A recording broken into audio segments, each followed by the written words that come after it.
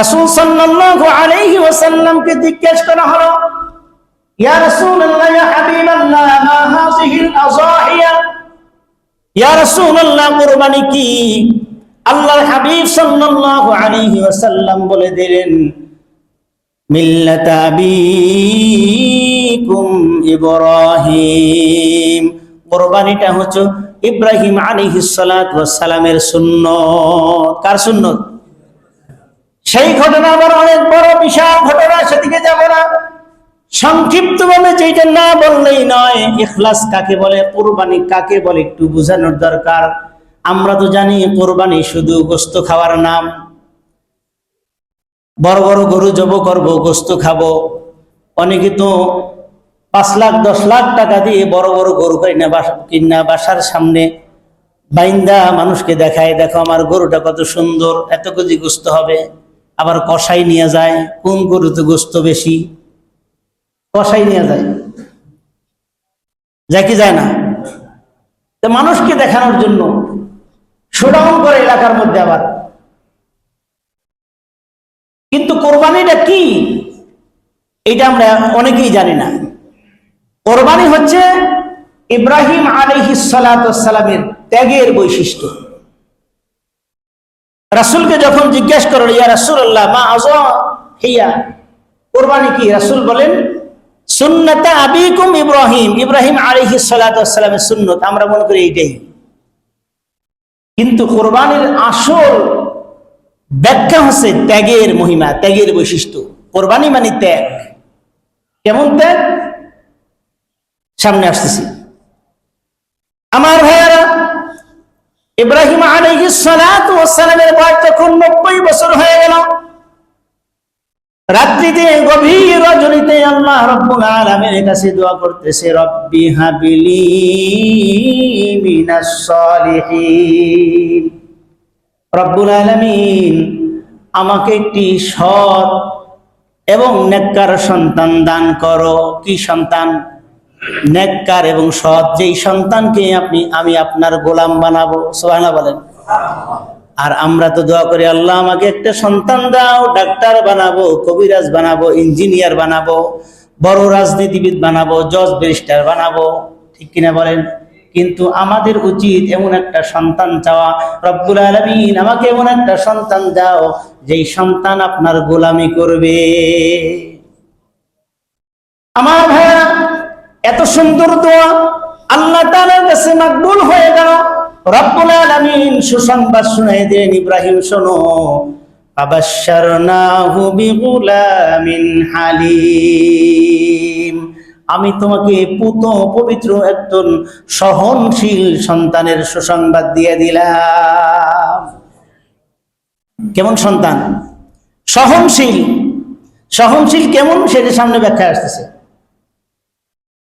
এবার সন্তান হয়েছে 90 বছর বয়সে। খুশি না বেজার? কেমন খুশি? এর থেকে আর বেশি খুশি দুনিয়ার মধ্যে কেউ হইতে পারে না। ঠিক কিনা বলেন? আমরা তো বিবাহ করলে 2-4 বছর সন্তান না হলে কত জায়গায়, কত বাবার দরবারে দৌড়ে, ঠিক কিনা? কিন্তু ইব্রাহিম আলাইহিস সালাতু ওয়াস সালাম 90 বছর বয়সে কার কাছে চাইছে? জোরে বলেন, আল্লাহর কাছে চাইছে। সন্তান দেওয়ার মালিক কে? নাকি খাজা বাবা? হ্যাঁ, নাকি ল্যাংটা বাবা? ওই কিছুদিন আগে দেখলাম কুমিল্লা যাওয়ার পথে ডান দিকে ঢুকতে হয় ল্যাংটা বাবার মাজার, সেখানে গিয়ে সন্তান চায়, সেজদা করে চতুর্দিকে।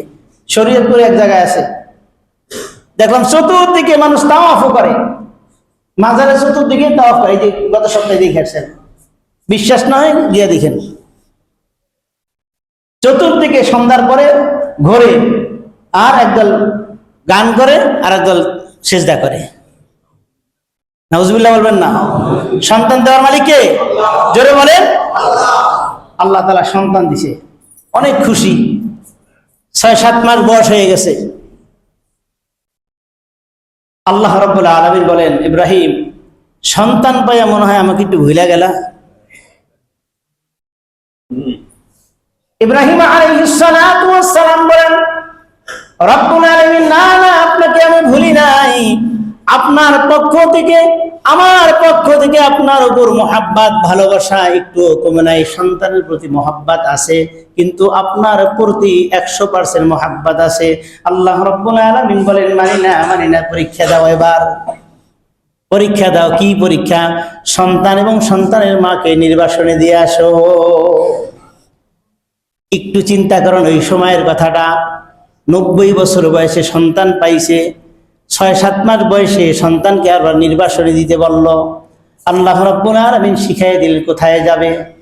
মিশর থেকে অথবা সিরিয়া থেকে ইব্রাহিম আলাইহিস সালাতু ওয়াস সালাম আল্লাহ তাআলার আদেশে রওনা করলেন। যেতে যেতে যেতে যেতে মক্কায়, যেখানে এখন মাকাম ইব্রাহিম, ঠিক ওই জায়গাটায় এসে রেখে গেলেন। ইসমাইল আলাইহিস সালাতু ওয়াস সালাম এবং মা হাজরাকে রেখে গেলেন।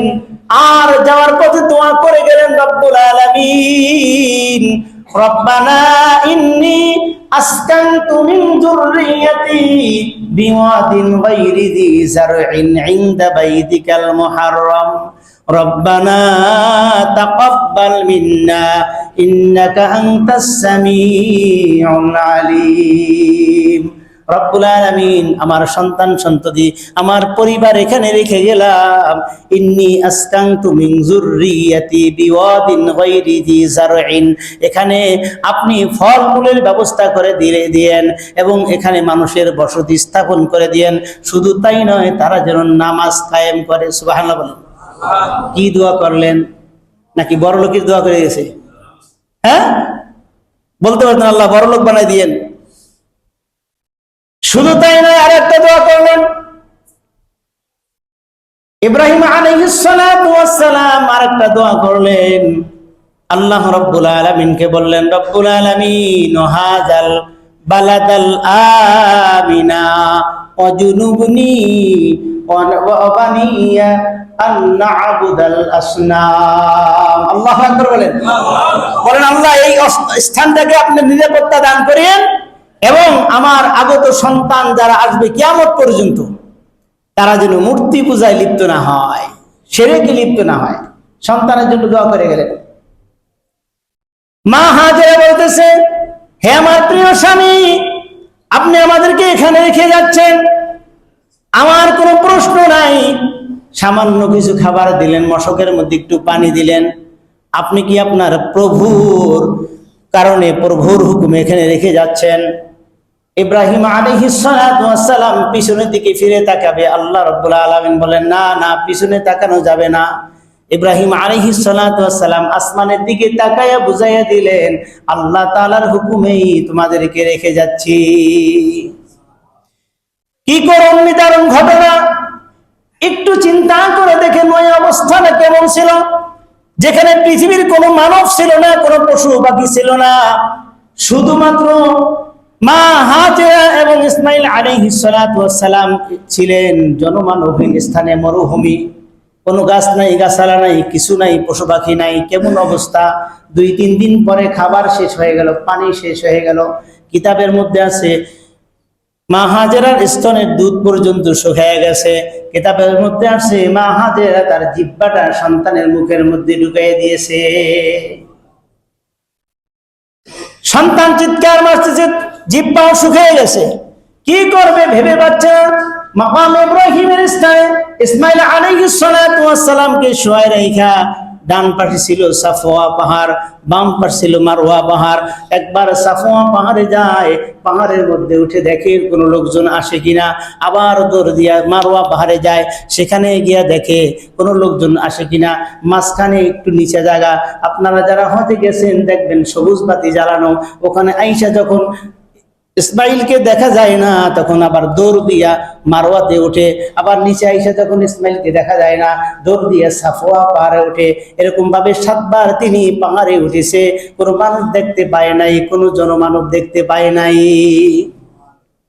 আমার ভাইয়েরা, কোরবানি কত ত্যাগের ইতিহাস একটু দেখেন।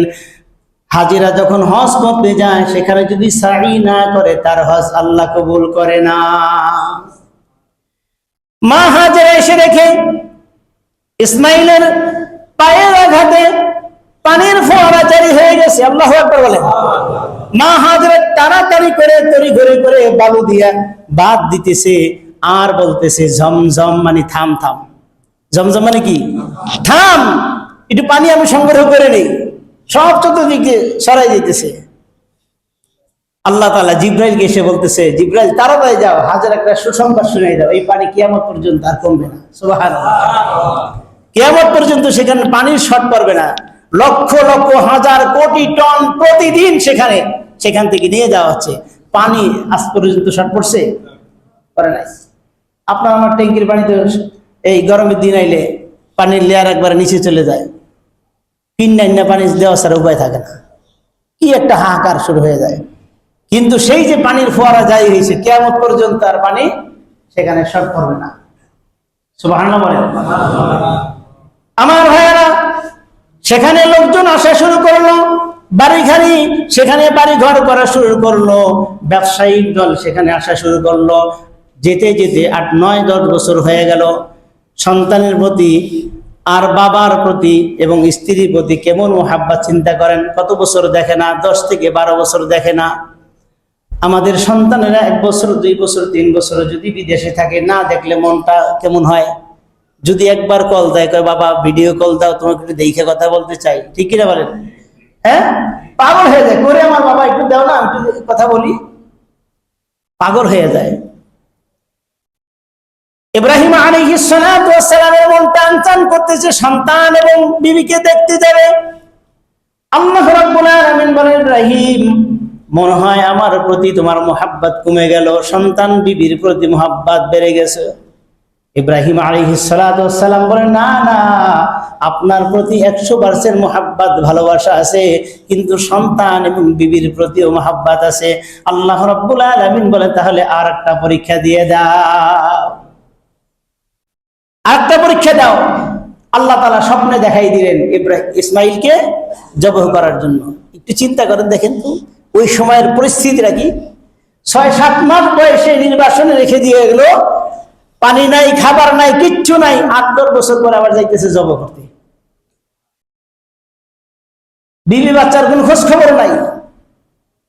আল্লাহ তাআলা বলতেছেন, যাও সন্তানকে কোরবানি করো। ইব্রাহিম আলাইহিস সালাতু ওয়াস সালাম প্রথম দিন স্বপ্ন দেখার পরে ঘুম থেকে জাগ্রত হয়ে সকালবেলা 100 উট কোরবানি করে দিলেন।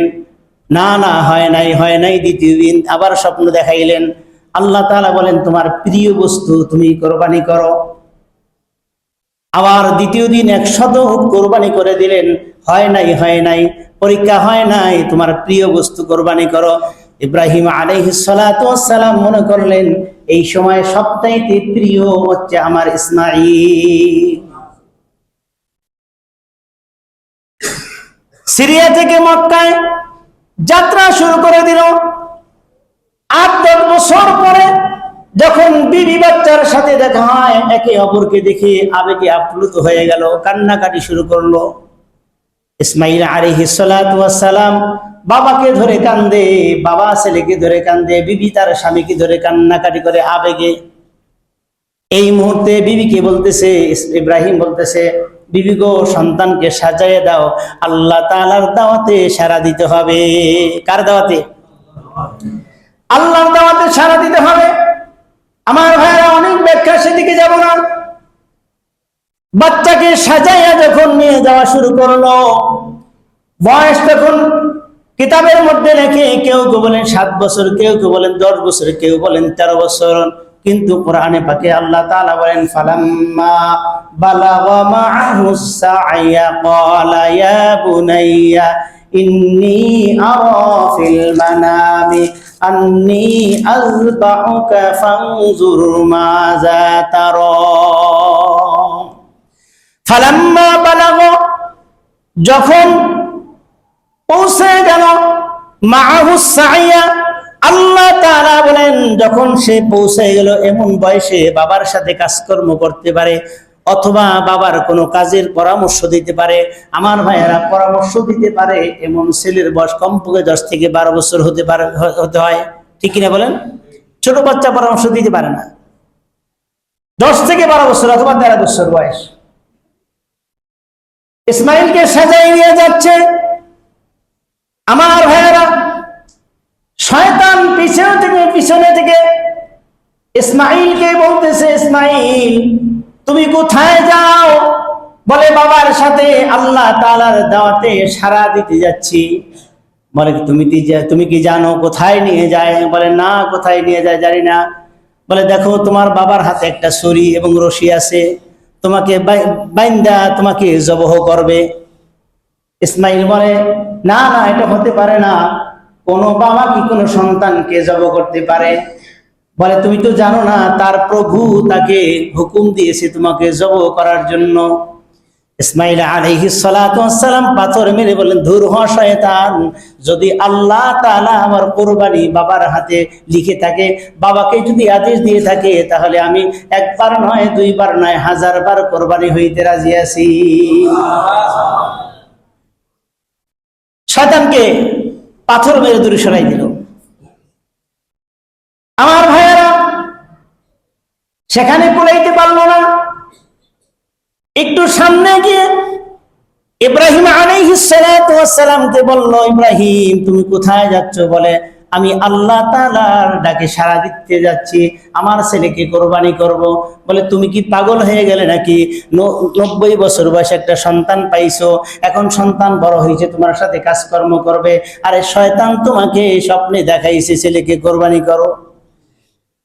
ইব্রাহিম আলাইহিস সালাতু ওয়াস সালাম পাথর হাতে নিয়ে নিক্ষেপ করে বলে, দূর হয় শয়তান, আমার আল্লাহ তাআলা যা আমাকে নির্দেশ দিয়েছে আমি সেটাই পালন করব।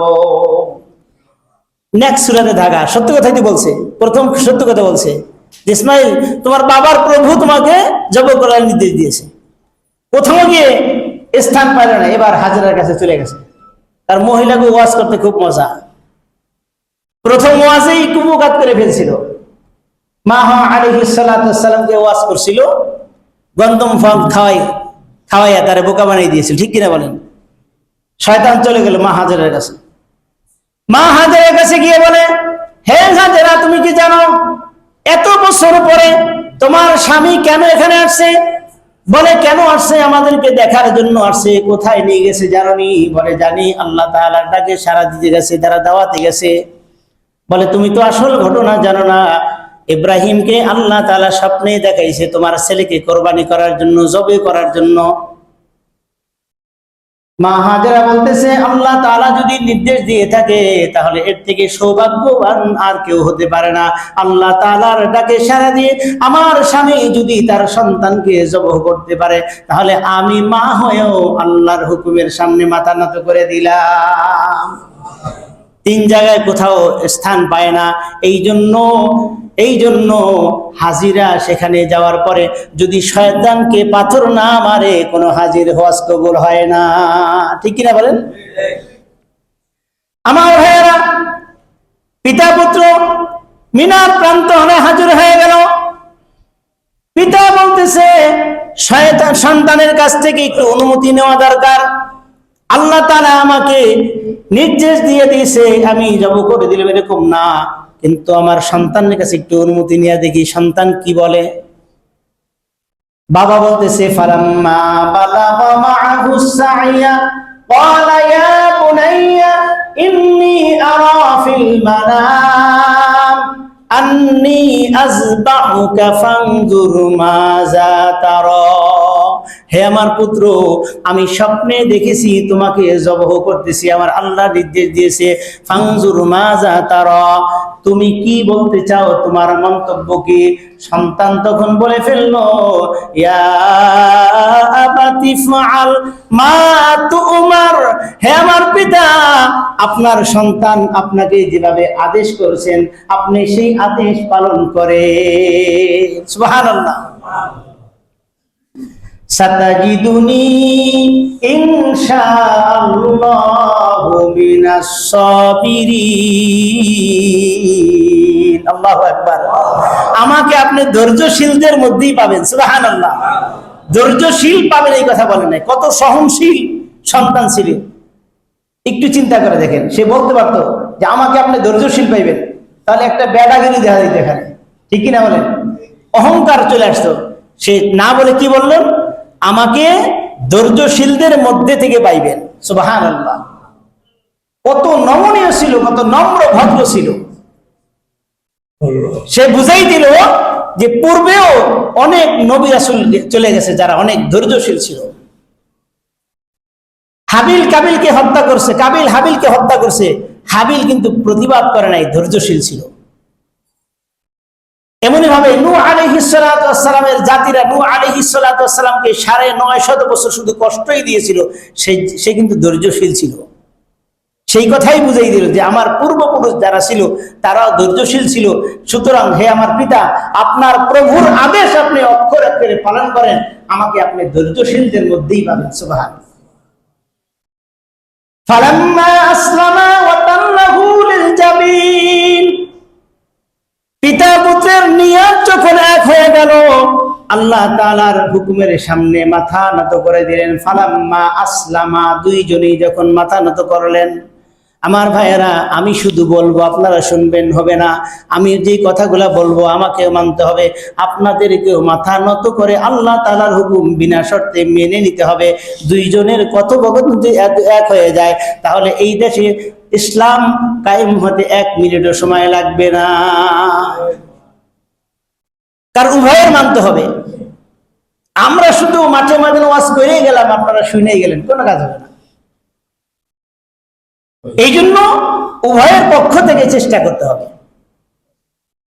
আল্লাহ তাআলার হুকুম বাস্তবায়নের জন্য সকলের সর্ব অবস্থায় সর্বস্তরে যে যেখানে আসি, যে যেভাবে আসি, ওই অবস্থান থেকে আল্লাহ তাআলার হুকুম পৃথিবীতে ইস্তেকামাত হওয়ার জন্য, হুকুম প্রতিষ্ঠিত হওয়ার জন্য যে যেভাবে আসি ওইভাবেই চেষ্টা করতে হবে।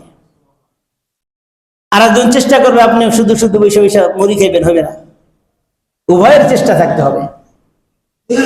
ফালাম্মা আসলামা ওয়া তাল্লাহু লিল জাবিন ওয়া নাদাইনাহু ইয়া ইব্রাহিম ক্বাদ সাদ্দাকতার রুয়া ইন্না কাযালিকা নাজজিল মুহসিনিন। অনেক বড় ব্যাখ্যা, সেদিকে যাব না, শুধু অর্থটা বলে দেয়। আল্লাহ রাব্বুল আলামিন এত খুশি হইলেন, পিতা পুত্রকে জবহ করতেছে। ইব্রাহিম আলাইহিস সালাতু ওয়াস সালাম স্বপ্ন বাস্তবায়ন করতেছে। আল্লাহ তাআলা খুশি হইয়া জিবরাইল আলাইহিস সালাতু ওয়াস সালামকে বললেন, জিবরাইল যাও, পরীক্ষায় পাস হয়ে গেছে, পরীক্ষায় পাস, তাড়াতাড়ি যাও, জান্নাত থেকে একটা মোটা তাজা দুম্বা নিয়ে যাও। জিবরাইল আলাইহিস সালাতু ওয়াস সালাম প্রথম আসমানে যখন চলে আসলো, দেখে পিতা পুত্রের গলার মধ্যে ছুরি খালি পোঁছাইতেই আছে। জিবরাইল আলাইহিস সালাতু ওয়াস সালাম প্রথম আসমান থেকে শব্দ করলো, আল্লাহু আকবার, আল্লাহু আকবার, আল্লাহই বড়। হে ইব্রাহিম, তুমি থামো। আল্লাহ তাআলা কবুল করে নিয়েছে। ক্বাদ সাদ্দাকতার রুয়া ইন্না কাযালিকা নাজজিল মুহসিনিন, তোমার স্বপ্নকে তুমি বাস্তবিক রূপ ধারণ করে দিয়েছো। আল্লাহ তাআলা খুশি হইয়া জান্নাত থেকে দুম্বা পাঠিয়ে দিয়েছে। জোরে বলি সুবহানাল্লাহ। যখন ইব্রাহিম আলাইহিস সালাতু ওয়াস সালাম তার চোখ খুলে দেখেন সন্তানের স্থলে দুম্বা কোরবানি হয়ে গেল, ইব্রাহিম আলাইহিস সালাতু ওয়াস সালাম বললেন, লা ইলাহা ইল্লাল্লাহু আল্লাহু আকবার, লা ইলাহা ইল্লাল্লাহু আল্লাহু আকবার, আল্লাহ ছাড়া কোনো মাবুদ নাই, তিনিই বড়। পুত্র ইসমাঈল জিবরাইল আলাইহিস সালাতু ওয়াস সালামের তাকবীর এবং বাবার তাকবীর শুনে বললেন, ওয়ালিল্লাহিল হামদ, সমস্ত প্রশংসা কার? আর জোরে বলেন। এই তিনজনের কথাটাকে তাকবীরে তাশরিক বলা হয়। এই তাকবীরে তাশরিক ৯ জিলহজ ফজর থেকে ১৩ জিলহজ আসর পর্যন্ত প্রত্যেকটা বালেগ নর নারী মুসলমানের উপর ওয়াজিব। আমার ভাইয়েরা, কোরবানি অনেক বড় ত্যাগের ইতিহাস। ক্বাদ সাদ্দাকতার রুয়া ইন্না কাযালিকা নাজজিল মুহসিনিন। আল্লাহ রাব্বুল আলামিনের সামনে যখন ইব্রাহিম আলাইহিস সালাতু ওয়াস সালাম তার স্বপ্ন বাস্তবায়ন করে দিলেন, আল্লাহ রাব্বুল আলামিন বলেন, কাযালিকা নাজজিল মুহসিনিন, যারা মুহসিন হয়, যারা মুত্তাকি হয়, পরহেজগার হয়, তাদের পুরস্কার আল্লাহ রাব্বুল আলামিন নিজ হাতে এইভাবেই দান করে। আমার ভাইয়েরা, আল্লাহ তাআলা এরপরে বললেন, ইন্না হাযা লাহুয়াল বালাউল মুবিন, ও ওয়াফাদাইনাহু বিযিবহিন আযীম। এটা ছিল ইব্রাহিম আলাইহিস সালাতু ওয়াস সালামের জন্য একটা প্র্যাকটিক্যাল পরীক্ষা। আল্লাহ রাব্বুল আলামিন প্র্যাকটিক্যাল পরীক্ষায় ইব্রাহিম আলাইহিস সালাতু ওয়াস সালামকে উত্তীর্ণ করে জাতির পিতা বানিয়ে দিয়েছে। এমনি এমনি জাতির পিতা হওয়া যায় না, ঠিক কিনা বলেন? জাতির পিতা হতে কোয়ালিটি লাগে, তার যোগ্যতা লাগে। আল্লাহ রাব্বুল আলামিন ঘোষণা দিয়ে দিলেন, মিল্লাতা আবিকুম ইব্রাহিমা হুয়া সাম্মাকুমুল মুসলিমিন। এই হচ্ছে জাতির পিতার ত্যাগের ইতিহাস। এই জন্য রাসূল সাল্লাল্লাহু আলাইহি ওয়াসাল্লামকে জিজ্ঞাসা করা হয়, ইয়া রাসূলুল্লাহ, ইয়া হাবিবাল্লাহ, মা হিয়া আযাহিয়া, কুরবানি কি? আল্লাহর হাবিব বলেন, সুন্নাত ইব্রাহিম আলাইহিস সালাতু ওয়াস সালামের সুন্নাত। শুধু জব করা না, আল্লাহ তাআলার সামনে যখন যে হুকুম আসবে, এখন যদি জিহাদের ডাক আসে, সবাইকে জিহাদে বিনা শর্তে, বিনা কথায়, বিনা প্রশ্নে ঝাঁপিয়ে পড়ার নাম হচ্ছে কুরবানি। ঠিক কিনা বলেন? একদম ঝাঁপিয়ে পড়বে আর আপনি মসজিদে বসে তাসবিহ দিবেন, কাজ হবে না। মসজিদে জিকির করবেন, কাজ হবে না। এখন যদি ডাক আসে জিহাদের ময়দানে ঝাঁপিয়ে পড়ো, এই জিহাদের ময়দানে বিনা শর্তে ঝাঁপিয়ে পড়ার নাম হচ্ছে কুরবানি। এই জন্য আল্লাহ রাব্বুল আলামিন বলেন, লা ইয়ানালাল্লাহু লুহুমুহা ওয়ালা দিমাউহা ওয়ালাকিন ইয়ানালুহু তাকওয়া মিনকুম। তোমাদের কুরবানির গোশত, চামড়া, চর্বি কিছুই আল্লাহর কাছে পৌঁছায় না, শুধু পৌঁছায় কি? তাকওয়া। কি পৌঁছায়? তাকওয়া। আল্লাহ তাআলাকে কতটুকু মুহাব্বত করো, কতটুকু ভালোবাসো, আল্লাহ তাআলার হুকুম তুমি কতটুকু মানো। আমার ভাইয়েরা, বড় বড় হুকুম তো আমরা অনেক কষ্ট হইলেও মানি, কিন্তু ছোট ছোট হুকুম মনে করি একবারে ছোট। কিন্তু ইসলামের প্রথম হুকুম যে নামাজ পড়া, আজকে ফজরে আইসা মানে কান্না করা ছাড়া উপায় ছিল না। 8 জন মানুষ নিয়ে কাতারে দাঁড়াইছি, পরবর্তী কাতারে বসছে। অনেকে বলে, হুজুর শুক্রবার তো ছুটি থাকে, এই জন্য মসজিদ ভরে যায়। সকালে কোন জায়গায় ডিউটি করি আমরা? হ্যাঁ, সকালে কোথায় ডিউটি করি? এতটুকু ত্যাগ আমাদের দেওয়ার মতো ক্ষমতা নাই, অথচ জুমায় কিন্তু চলে আসছে। অনেকে বলে, আমি অসুস্থ থাকি, এই জন্য ফজর আসতে পারি না। অন্য কোনো ওয়াক্তে অসুস্থ থাকি না, কোনো অজুহাত চলবে না। এক সাহাবী রাসূল সাল্লাল্লাহু আলাইহি ওয়াসাল্লামকে এসে বলে, ইয়া রাসূলুল্লাহ, ইয়া হাবিবাল্লাহ, আমি তো অন্ধ, পথ দেখি না, চলতে পারি না একা একা, আমার জন্য কি রুখসত দেওয়া যায়? রাসূল সাল্লাল্লাহু আলাইহি ওয়াসাল্লাম প্রথম বললেন, হ্যাঁ, তোমার জন্য রুখসত আছে। কিছু দূর যাওয়ার পর আবার ডাকছে। উম্মে মাখতুম রাদিয়াল্লাহু আনহু, সাহাবীর নাম। রাসূল ডেকে বলে, এই তুমি কি আজান শোনো? বলে, ইয়া রাসূল, আজান শুনি। তাহলে তোমার জন্য ঘরে নামাজ পড়ার কোনো রুখসত নাই, মসজিদে চলে আসবে। সুবহানাল্লাহ বলে। আর আমরা সামান্য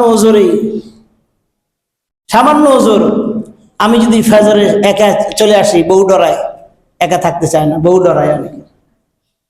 আল্লাহ রাব্বুল আলামিন সমস্ত অজুহাত যেন আমরা পায়ে পদদলিত করে আমরা জামাতে হাজির হতে পারি। আল্লাহ তাআলা তৌফিক দান করুন।